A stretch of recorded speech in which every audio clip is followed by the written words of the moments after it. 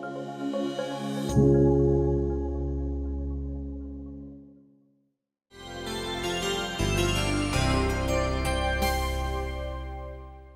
name's Craig Johnson. I'm along with Mary Zilhari. Mary, could you stand up or raise your hand at least?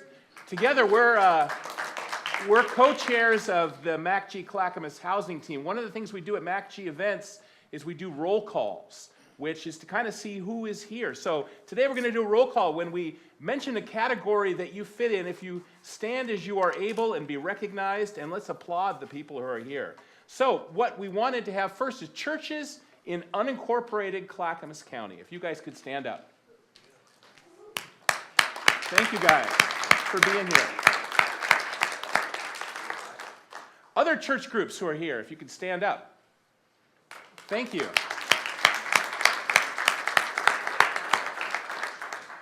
In Clackamas County, we've had some wonderful Clackamas County public service partners. If you're part of a Clackamas County public service organization, could you stand up, please? That includes commissioners, other people. Thank you. And any other guests from, we don't want to make this, that we're not welcoming to people outside of Clackamas County. If you're not from Clackamas County or other visitors, could you please stand up? Thank you. Thank you guys for being here. And then finally, we've got some vendors who've shown up with some fascinating models that we'll talk more about specifically for housing. If we have vendors who are here, who could stand up. Thank you. Thank you very much. Well, I'm grateful again. My name's Craig Johnson. I'm pastor of Christ Lutheran Church in Aurora. For 25 years, Christ Lutheran Church has been home of the Aurora Transitional Shelter, which is one of 3 fully furnished church transitional shelters in Clackamas County. The other 2 are in Lake Oswego. Volunteers from our congregations with partners from 2 other local churches, along with strong support from Clackamas County Health Housing and Human Services, have been helping homeless families get back on their feet. We have great volunteers and great support from the case managers from Clackamas County. And in 2017, our Aurora Transitional Shelter volunteers were recipients of the Clackamas County Community Impact Awards. Like I said, we have great volunteers who have a real passion for helping their houseless neighbor. So, who is my houseless neighbor? When we talk about our neighbors, we also talk about a neighborhood. And for purposes of today, the neighborhood we're going to talk about that we know a little something about here is Clackamas County. Economically, this is a pretty diverse neighborhood. With people who are very well-to-do. Some of the most well-to-do communities in the state of Oregon are in Clackamas County, as well as we know, especially in East County, some really struggling ones. Within each of our local communities, some more than others, we have some neighbors who struggle to put a roof over their head, some neighbors who have inadequate shelter, and some neighbors who have no shelter at all. The slide we have up here, I hit the wrong button that she told me never to hit. Thank you. The following slide was put together by the Oregon Housing Alliance. And they've done this, by the way, for each county in the state of Oregon. If you're from outside of Clackamas County and you want to see similar statistics for your county, it's available at OregonHousingAlliance.org. So within Clackamas County, our neighbors are facing homelessness or houselessness. Oregonians on fixed income struggle to pay rent even for a 1-bedroom apartment. These are some different incomes. Social Security averages $9,000 a year in Clackamas County. Veterans pension would be about $15,000. Retired average income $16,000. A 1-bedroom housing wage is $42,000 a year. That's what it costs to rent a 1-bedroom house. That's the wage required to be able to support that. So as you can see in those gaps, that often leads to people who are struggling to find housing. 1 in 40 students who go to school in Clackamas County qualify as homeless. That's over 1,400 kids during the school year 2016-2017. Next slide. For someone who rents for their home, their mean wage, that's the normal average, and I can never explain mean and median. Someone give me a remedial course in that before we leave. Mean, I know, is the one that we typically use as a standard average. That's a batting average. I can figure that out. That's a mean average. Okay? But the mean renter's wage in Clackamas County is $15.36. Now, a lot of people make less than that. That's the average wage of someone who is renting their home. It would take 93 hours of work at that average wage for someone to be able to afford average, 93 hours a week. So 2 people working full-time plus 13, that's my basic math, just to be able to afford a 2-bedroom apartment in Clackamas County. And as we can see, these are some $23,000 a year for a minimum wage does not make it there. Cook, school bus driver, housing wage. You have some of these samples in your packets. Next slide. So in our Clackamas County neighborhood, it's out of reach for many. You can look at how much house someone in different professions typically can afford. A construction laborer can afford maybe $178,000. That's if they had the 20% down payment that needs to be made. A teacher, $296,000. The median income, which means there's as many total people making above that number as making below that number. I think that I didn't mess that up. I'm getting some nods. Thank you. Whereas the average sales price in 2016 was $465,000 for a house in Clackamas County. As you can see, there's a lot of people who are going to fall through the gaps. Next slide. So how many houseless neighbors are in our Clackamas County neighborhood? And I really like that language of neighbor and neighborhood. I'm going to reinforce that again. I think people can easily be made statistics. I want to talk about the people that live in our neighborhood in terms of relationship as our neighbors. So, 2017, the Clackamas County took part in the federal point-in-time Clackamas County count. How many of you were part of that 2017? Thank you, guys, very much for taking your time to be able to be a part of that. Every 2 years, Clackamas County takes part in a nationwide effort to count homeless individuals, both sheltered within emergency shelters and transitional housing programs, as well as unsheltered, meaning places not meant for people to live, such as cars, parks, abandoned buildings, and the street. The 2017 count took place on January 23rd, 2017. Over 100 volunteers, and a lot of whom were here today, and 36 programs or agencies took part in the count.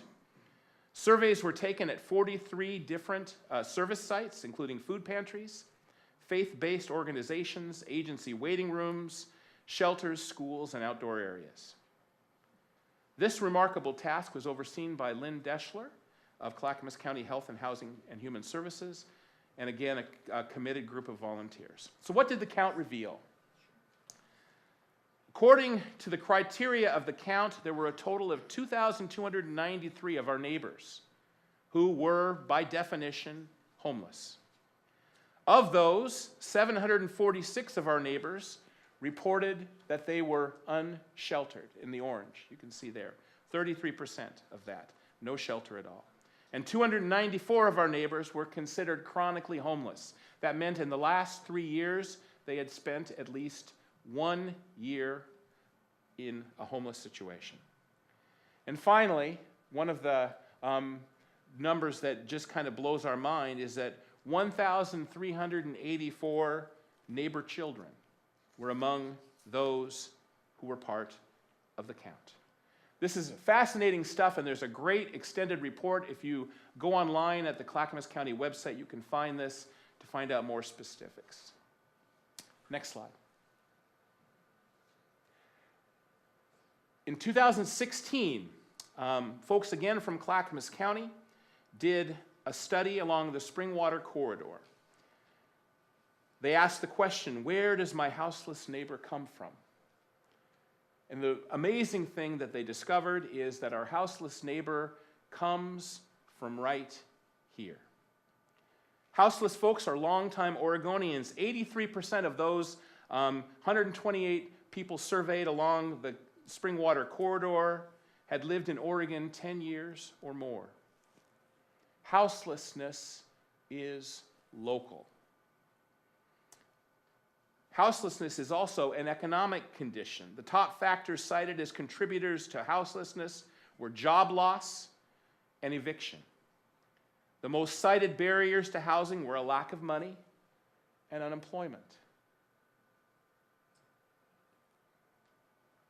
For women, houselessness is intertwined with violence. Among women, domestic violence was named as the fourth most common contributing factor amongst those who were surveyed. 78% of those said it was a factor.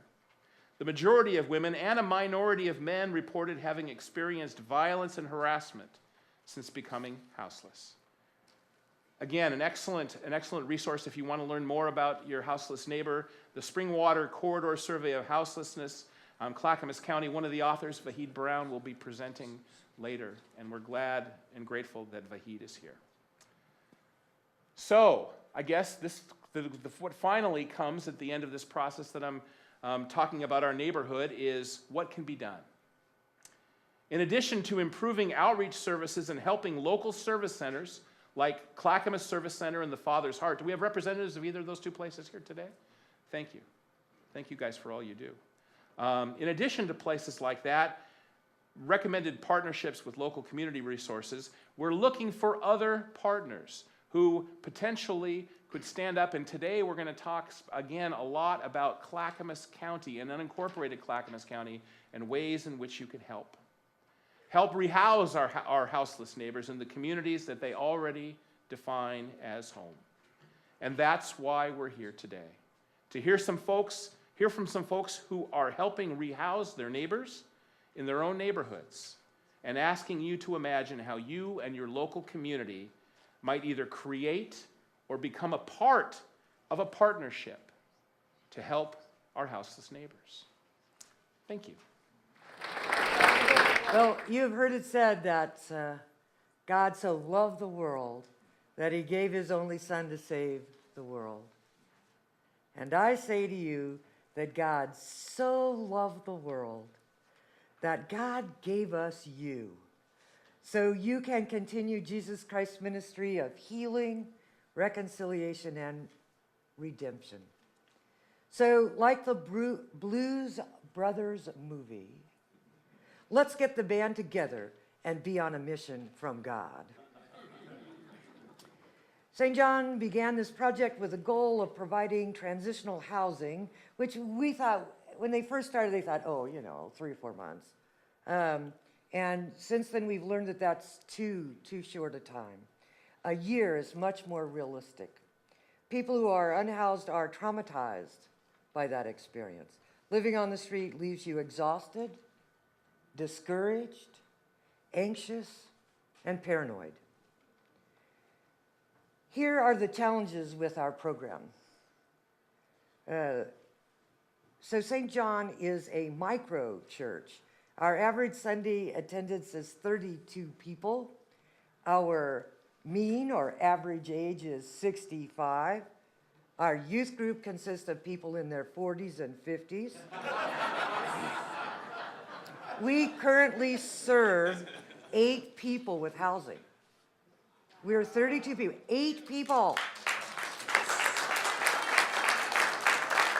So, here's the challenges with that, okay? We have 3 Conestoga huts. We have 2 people living in a van. The van occupants are a woman who's about my age and her 85-year-old demented, disabled mother. And 4 dogs are living in a van in my parking lot. Does this not break your heart? Yeah. Okay, so challenges. First of all, people are inherently annoying. I've learned that I don't mind my mess, but it will be hard for me to tolerate yours. I don't like to share a refrigerator unless you are obsessively tidy, which I am not, but I would like for you to be. Living in community is hard. People feel the need to judge others, and worst of all, they feel the need to share that judgment of one person with other people and not the person whose behavior they think to change. We are very hesitant, and maybe we just don't have the skills to set warm, effective boundaries about behaviors. So we tend to make up a whole list of rules that would make the 613 in the Hebrew scriptures pale in comparison. Our agreements with our residents are sort of longish, but I tell them we can reduce it to 3. Treat yourself and everyone else with respect and dignity, most especially our neighbors and our other residents. Be nice. Now, some people, you have to instruct what be nice means, okay? I mean, because not everybody has the same definition of nice. But I can be articulate about nice. Pick up after yourself, leaving our mutual property cleaner than you found it. Don't annoy the priest any more than necessary. And there's one more. Never, ever, never drink the last Diet Pepsi. What have we gained from this experience? Before we had people housing on our property, we had people housing on our property that we didn't know about. Right? Nobody's at the church 24/7. Not even me. And so people just would drop by, sleep on the porch, sleep under the deck, sleep here, sleep there, sleep under the bushes, etc. And they didn't have access to toilet facilities. So we would notice. Okay. So that doesn't happen ever anymore. Never. Our property is more secure than it ever has been. We no longer believe that homeless or houseless people are just folks without money and a place to sleep. We no longer believe that poverty is mostly the result of laziness, immorality, and irresponsibility, or, in Episcopal speak, sin. Making friends, providing housing, and a food pantry allows us to connect despite class differences, and of course, this builds empathy. The more you engage with people unlike you and learn about their lives and their stories, the harder it is to see them as stereotypes or to dismiss their challenges as trivial. We've also learned that even though I'm a nice white liberal male, no, female, oh, you know, you easily get confused, right? Even though I am this nice white girl, that we all suffer from a range of prejudices. We want the people we help to be deeply grateful. We want to help those folks who are deserving of our help, and we prefer to help people who are most like us. None of these positions are biblical. In fact, I'm pretty sure the Bible leads us in just exactly the opposite direction. And we have been blessed to see these prejudices, which of course we didn't think we had, and so we can work on ourselves to change, to grow up. We've been transformed by the kindness and generosity of our residents. They continually inspire me towards my own goal of treating myself and everyone else with respect and dignity as I watch them practice living gospel lives. Not that they would use those words to describe what they're doing. Not that they would use those words to describe their acts of kindness and solidarity and generosity with other residents and with the members of our community. We have learned that following Jesus is not the easiest journey to take. I know, this comes as a great surprise to you. There are lots of parts of the Bible that I am not confident that I understand completely. Yet when Jesus asked Simon, son of John, "Do you love me?" and Simon answered, "Yes," Jesus said, "Take care of my sheep." This part of Scripture seems very clear. tend the sheep, feed the sheep. We are going to care for one another. So, our residents have helped me live a gospel life. Words I hope are accurate to describe myself and my community of faith. Wherever you and your community are in the process of responding to this crisis, please think of including transitional housing. The small number of people we can serve doesn't end homelessness, and I know you're working on this issue in a larger and systematic scale. Good for you. God bless you for doing that. Yet, don't let the mammoth scale of this problem keep you and your community from doing what you can with the gifts you've received from God. It's true I can't solve unhousedness in Eugene and Springfield, but I have helped solve it for 8 people. Next, you're going to hear from David England, one of our residents. He's a wonderful man. Don't be thinking that this is the type of person you'll get when you open your property for housing. David is, in fact, an answer to prayer, and he's really an assistant in my ministries. And we are so lucky and blessed to have him in our community. So David is an outlier, a person who is so different from others that we've helped that he can't be used to draw general conclusions. But he can share with you a lot of common ground that he and our other residents share. Thank you. My name is David England, and I have a Conestoga hut at St. John's. Okay. Now, the hardest thing for me is have a safe place to sleep at night. That was the hardest thing. But then we have what they call St. Vincent de Paul, and they have a parking lot program where I applied for a Conestoga hut. It's a simple process. You fill out an application, biography of yourself. Then you go through a background check, then a UA. Then you get to meet people where you have your Conestoga hut. And it's, yeah, it's heartwarming for me. It really is. So, she's wonderful. I do anything for her. And like she said, you're not going to get somebody like me. You might not do that. I do this out of my own goodness of my own heart. I just want to see other homeless people have a safe place to stay. You know, it really, it hurts me. I've had everything. I've had a job. I've worked 20 years at a newspaper. Yeah, I have a union pension coming. I'm not old enough to collect it. So I've had best of both worlds. But now I have nothing. It makes me more humble. It makes me want to do more for people that are less fortunate than I am to have a place, a safe place. And that's why I'm very pleased to be at her church. I mean, it makes me ecstatic. So, This is David happy.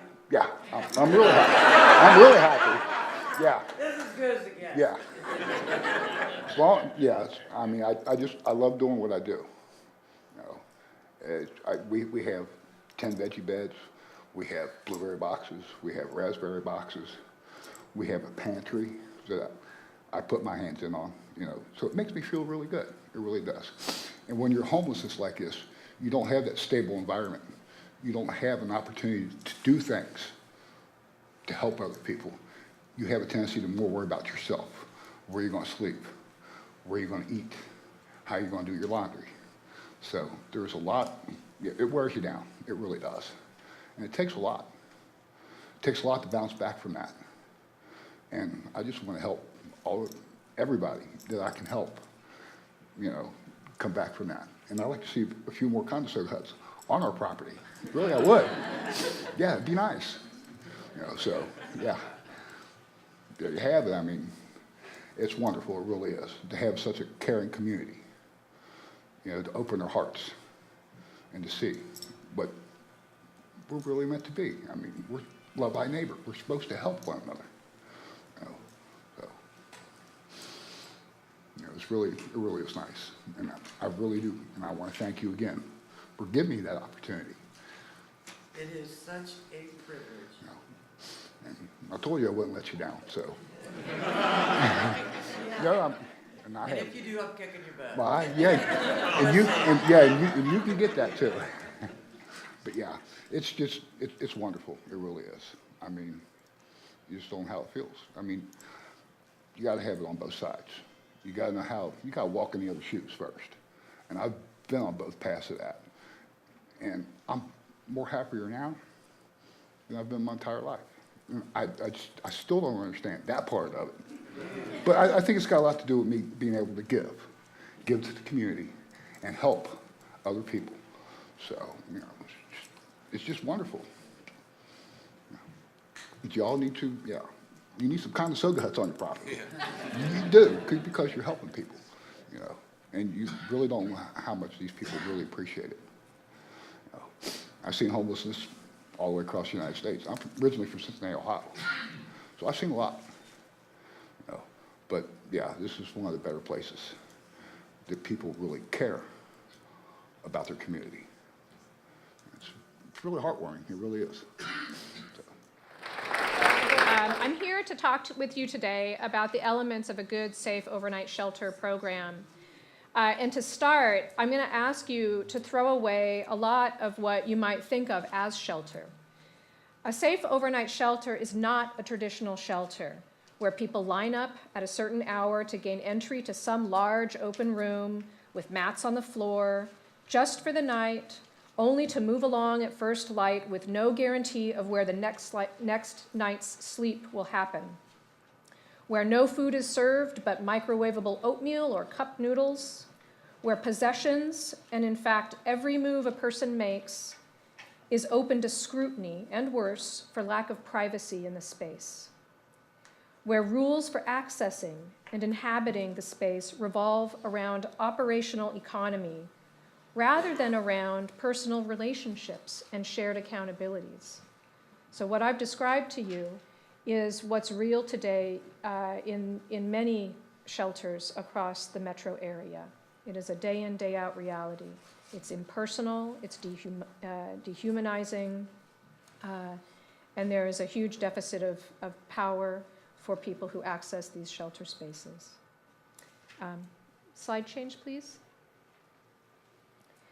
So if that's not what we're talking about, then what are we talking about? Safe overnight shelter elements include a stable location.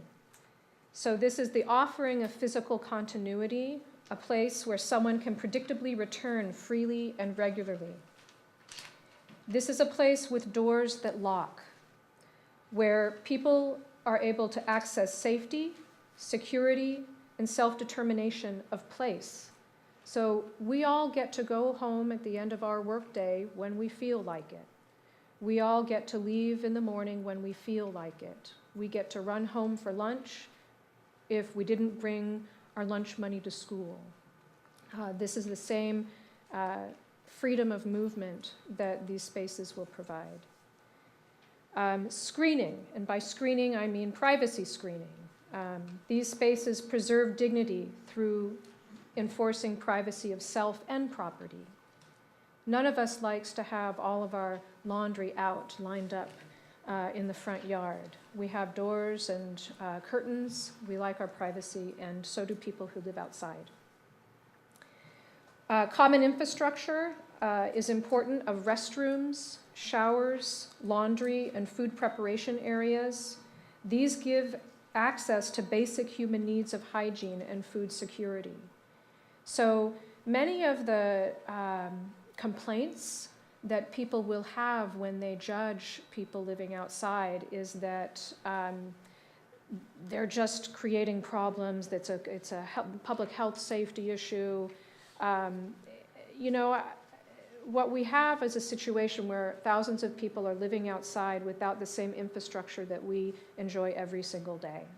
And so what Safe Overnight Shelter does is provide people not anything fancy. You don't have to build, you know, the Taj Mahal of bathrooms, but being able to access hygiene when and where you want to is a miracle for a lot of people. Another element are community agreements. And these are agreements that serve to foster relationships of mutual dignity, personal agency, and accountability. Community agreements are agreements that are made between congregations and those who they serve as hosts, but they are also sometimes agreements that are made with individuals in the surrounding community. So it's a way to manage expectations, and it's also a way to identify what to do when things don't go right, because we've heard from Nancy that all of us humans are pretty interesting and extravagant and sort of, you know. And a pain. And a pain. We're a pain. We're not perfect. Whether we live inside of a house or outside of a house, we all have a bad day once in a while. We all have to deal with some kind of burden, and we need to make space for each other to do that. And community agreements identify processes that let us do that without having to exit someone from housing unnecessarily. And then the last element that I think is most important is the notion of transition. So transition is something both that happens over time. So in Clackamas County, we're talking about this pilot program as a one-year duration. We've heard that that's about right, at the very least, I would imagine.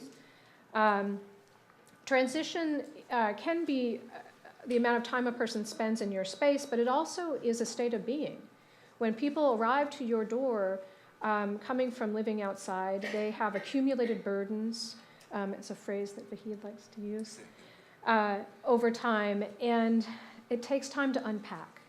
It takes time to stabilize, to release some of the trauma that is upon them, and to be able to move towards self-sufficiency. And in this economy, it's not unusual for permanent affordable housing wait times to be a year or 2 years. The waiting lists for Section 8 housing vouchers and these sorts of instruments that we use to stabilize people are hard to come by and take forever to implement. Next slide, please. So who participates in safe overnight shelter? You might just think that it's just the congregation and the individuals who are coming to live on their property. But that's not the case. So there are communities that interact in a safe overnight shelter environment. Around these two groups are circles of support that make a safe overnight shelter site more feasible for everyone. So for congregations, the most important partnering stakeholder here is Clackamas County. Clackamas County's offices, whether it's planning and zoning or housing, health and human services, and a myriad of other offices, they are there to partner deeply. We also have organizations like Metropolitan Alliance for Common Good Clackamas Housing Team. Woo! And also the Homeless Solutions Coalition of Clackamas County. That's followed by an even smaller network of existing congregational host mentors. So Nancy and her congregation are but one of many across the state of Oregon who are already doing this model. And these people are available to share their experience with you. Locally, we have service partners who are going to be there to wrap around and provide resources that make it smoother in managing a site. So these are places like the Sun Network and Hope Food Pantry, we hope. We've got some Hope people over here, I think. Sure. And here, yeah, okay. The Malala Center, the Wichita Center, all of these service agencies are places where the people we hope will be hosted are already accessing relationships. They're already in those spaces, and so it is natural for us to seek to partner with those organizations. For residents, the county is also a resource because they provide placement support. We anticipate that Clackamas County Coordinated Housing Access will, at least in some small part, be able to provide some directional vetting to bring folks into your congregations if you end up, I'm getting tinny again, if you end up with a site. We also have supportive groups around this model like Mental Health Association of Oregon who can provide peer support to individuals residing in these sites, and Providence Health and Services, which we hope will provide case management to individuals accessing these shelter sites in exchange for being able to have reserved space for people exiting their healthcare systems and needing respite care. So next slide, please. So what kinds of living arrangements are people using in this model? And I think Nancy already has demonstrated and David's demonstrated that you could have a Conestoga hut. If you could look in our parking lot, we have a Conestoga hut, we have a tent platform, we have an RV and a truck. And so those are 4 examples of the different kinds of housing that are acceptable in a parking lot ministry, safe overnight shelter. But it can really be almost anything you would like to have. You could place tiny homes on your property. The point is that you have some amount of discretion and creativity that you can take in approaching the county, and Vahid will tell you all about that next. You have a tremendous amount of autonomy in being able to decide what does this look like for your congregation, how many people would you like to serve, under what conditions would you like to serve them. And so I think that's all I've got. This is a hopeful gathering. We got standing room only. This is fantastic. Thank you all for coming out here. Let's see, where are my slides? Here we go. So I'm going to talk a little bit about the process, but first of all, I just want to say that the county supports you. We are here to say that we support this effort. We support the idea of safe overnight shelter at Faith Community Partners. The process I'm going to talk about is not it is not intended to screen out efforts or provide any kind of impediment. On the contrary, it's simply a kind of an instrument to create an opportunity for us to be of support and service to any partner. So we are here to be flexible, to be supportive, to let you dream big, and we will support your big dreams, whatever those might be. So this, if you would go to the next slide. Excuse me a second. Yeah. If you've got a question and you've written it down, could you pass it to the center aisle? And then we'll be able to look at those questions, because shortly after we will answer those questions. Okay, thank you. So one thing that we've done to support the process is the county commission directed a number of county departments to work collaboratively to create a permit for safe overnight shelter for non-residential, non-commercial properties. So that could be a church, it could be a nonprofit, it could be one of you in this room, hopefully. And the permit process that is relatively simple. It has the key part, and this is the we're here to support you part, is the pre-application meeting. So if you have an interest in providing safe overnight shelter of whatever type at your property, ask for a meeting with us. And you meet with me and my colleague Andrew Yaden in planning. He kind of would be able to answer all the nuts and bolts questions about zoning stuff. But basically, this is an allowed use with this permit.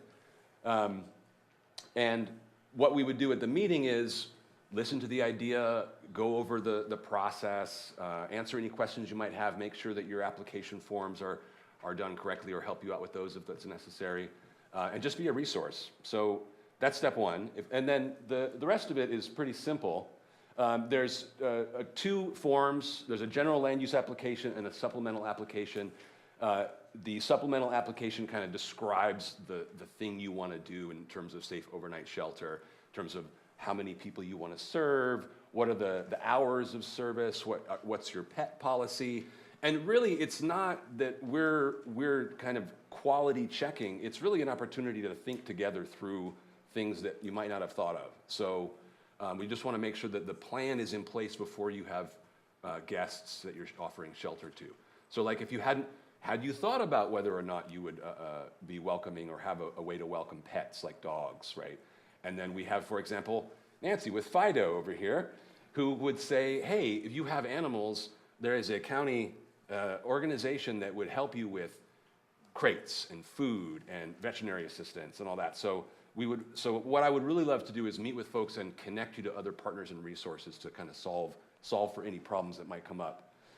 So these are the requirements in the site. So we would just ask for a plan that shows all of these various things. How are you going to provide access to hygiene facilities? Is that going to be in the building on the property, or is that going to be porta potties? And so it's really very simple. This is just an opportunity for the county to meet with you, to make sure we're kind of plugged together and we can move forward together. This is the next slide. So there's a kind of a process where once the application is in, there's a 30-day review period. Your immediate neighbors would be notified that you're seeking this permit. Once that 30-day period is up, and if there's any input or pushback or what have you, then there's a public comment period for 20 days. So it's a relatively quick process. If you apply for the permit, in less than 2 months, we can get going. Let's go to the next one. So the last one. So this is my desk number and email address, Andy's email address as well. Any questions? But there's also, I just want to kind of identify in the room, there's a lot of resources in our community to support something like this. You would not be alone. By no means, if you are if you are a micro congregation of 20 people and your youth group is in its 50s or what have you, that is not an impediment. And the faith partners and their interconnectedness in Clackamas County is really remarkable. The 2 winters ago, when we needed to provide warming shelter for people without shelter in a very cold winter, we had 99 spaces in our system for people. This last winter, the faith community working together, there were 400 spaces for warming shelter. And that's because of you guys. So, and that was small churches with small congregations, but with lots of congregations together, we had hundreds of volunteers. There was no paid staff running the majority of those shelter beds, right? It was folks in this room who gave up their nights so that others could have a safe place to sleep. So there's a lot of resources in the community. I'm going to kind of identify a few of them because after this, there'll be opportunities to meet people and talk. The Homeless Solutions Coalition of Clackamas County. So if you're on the steering committee of the Homeless Solutions Coalition of Clackamas County, please raise your hand. Okay. So this is an amazing resource, right? That is the organization that catalyzed those relationships with the faith community that allowed us to quadruple our warming shelter capacity, right? Got 5, thank you. And is a conduit through which support resources could be directed towards your effort. There's people in our community who have years of experience with this kind of alternative shelter. Ibrahim Mubarak, right here, is a co-founder of Dignity Village in Portland and of Right to Dream 2, a very successful congregate shelter run by people without housing.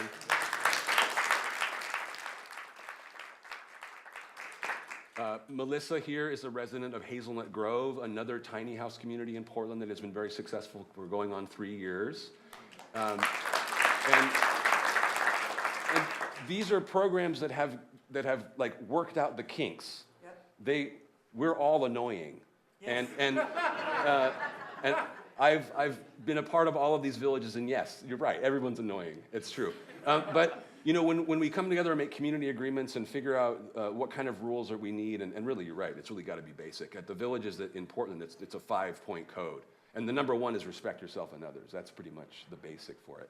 The rest of them are just kind of obvious. Don't kill anybody or take their stuff.